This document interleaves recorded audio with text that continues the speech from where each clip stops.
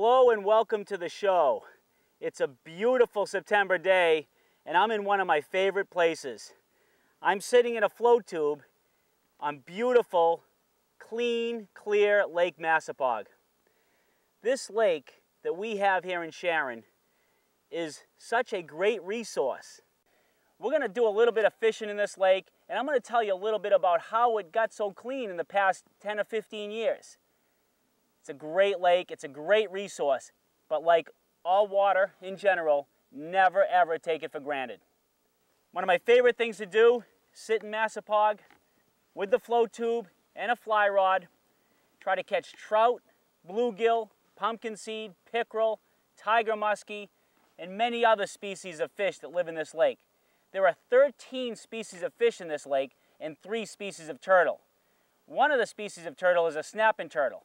I've had a few encounters with the snapping turtle while I'm in this tube, and he usually wins. When I see him coming, I usually head the other way, so I'm hoping that I don't see him today. But anyway, I'm going to start fishing, and we'll see what happens here. I'm hoping to get a few bluegills.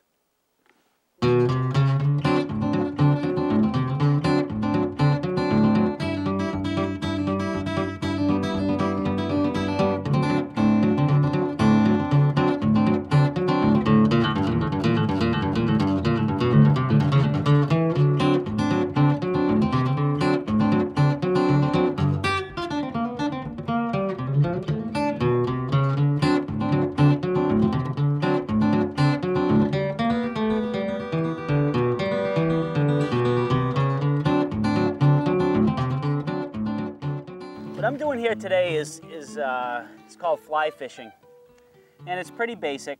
The difference between fly fishing and regular fishing, conventional fishing that you might think of when you come to the lake, is that in regular conventional fishing, it's the weight of the lure that sends the lure in the air into the fish, okay?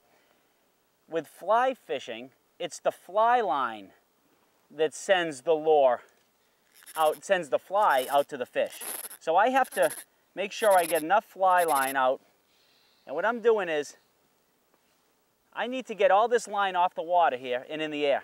So it's the weight of that line that shoots out.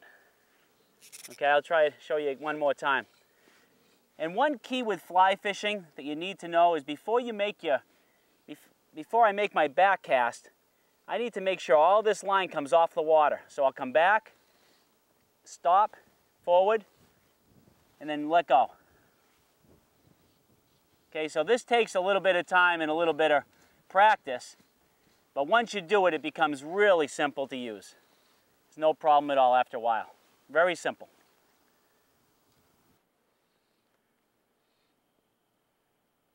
A little bit of a bigger fish, probably a bigger bluegill.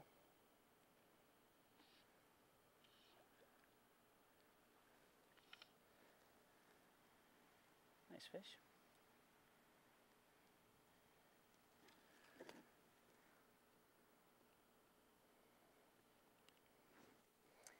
This is a bluegill, one of the sunfishes. The other one that's in this lake is a pumpkin seed. Obviously, you see the big, the bluegill right there that gives it its name. Another great forage fish here and keeps the bigger fish happy. Good food for them. Catching bluegill is a great thing to do with young kids too. You can come down here in Massapoag, anywhere in the shore, and either with a fly rod or just a regular worm and a bobber, cast in the shoreline and the kids will probably catch some fish. So there's a bluegill. There's one of the yellow perch in the lake. Small little guy, but perfect size for a tiger muskie or a big bass or a pickerel to eat. One of the prettiest colored fins I've ever seen on a fish. That beautiful orange color right there. Never get tired of looking at that. It's a great paint job by Mother Nature. That's a yellow perch. That's one of the 13 species. There's also a white perch that lives in this lake that's another great forage fish. But that fish right there would be a great meal for some of the larger largemouth bass and smallmouth bass, as well as the pickerel and the tiger muskie that are in this lake. Do you know, Massapoag, there are over 3,100 lakes in the state of Massachusetts. Only fewer than 100 have naturally reproducing populations of smallmouth bass, and this lake is one of them. If I'm fortunate enough, I'll catch a smallmouth bass and we'll show you the difference between a smallmouth and a largemouth. But that's something that we need to be proud of, and the reason why is because a smallmouth bass needs clear, clean, oxygenated water, whereas its cousin, the largemouth bass, will tolerate much more stagnant conditions and less oxygen in the water. So the fact that the smallmouth bass are naturally reproducing is proof that this lake is certainly one of the cleanest lakes in the whole state. All right, so this is the pumpkin seed. This is a really neat fish. This is a beautiful color. Get the fly out of his mouth.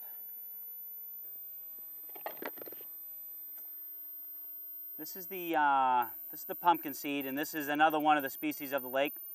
And what distinguishes the pumpkin seed, this has a blue gill also, but has a little bit of a red color on the gill. And the feature that I love about this fish is that electric blue color on his face, right on his gill plate right there. That's a beautiful color. Got some nice orange mixed in there, some electric blue and orange with that blue gill. So that's a pumpkin seed. And the reason why they named him the pumpkin seed, you can see the shape of the fish kind of looks like one of those seeds that come out of a pumpkin. Coming up with Halloween, coming in October. So the pumpkin seed, that's a pretty neat little fish. Another reason I like to fly fish is because the fly rod is so much lighter than the conventional rod. This rod right here only weighs 5 ounces. So if I'm walking along, if I'm going trout fishing on the Berkshires or out in the ocean, and I'm going to be walking all day trying to find different places to fish, or if I'm out here in my float tube all day fishing, it's a lot easier to carry something that only weighs 5 ounces around than it does to weigh something that weighs a little bit more than that. In addition to that, the lures that you have with conventional fishing can be cumbersome. They can be big, they can be loud, they can be shiny. You know, well, the great thing about using flies is that you can tie them up so it doesn't cost a lot of money. And they're so small you can carry them in your pocket. For instance, I have some flies here that I want to use today, if I can find them in one of these pockets. Must be in this one, I hope. Yep. I tied up a few different flies with some bright colors. These are all just a simple pattern to tie. That's a good pattern there for largemouth and pickerel and smallmouth. It's just a chartreuse colored, so it's nice and bright, and that'll get the attention of the fish in the water. Obviously, fish do see colors. That's why you have a yellow perch has those brilliant orange colors. I can go home and find feathers that mimic that color. And I can put together something small, so I can make an eastern chain pickerel think that, you know, this fly is a small perch. So that's pretty neat. That's a neat part about it. I can tie something small like this fly, another one. Another small pattern that basically just looks like a little shiner or some other bait fish that swims in Massapoag, like that right there. You see the gold tip I put on there, that's just a gold bead head, which makes the lure sink a little bit and move through the water like an injured minnow. So again, I can go a full day fishing with just this little cup of flies. If I was going for a full day on the lake with a spinning rod or bait caster, I'd have to have a full big tackle box. And to me, it's just a lot easier to travel lightly.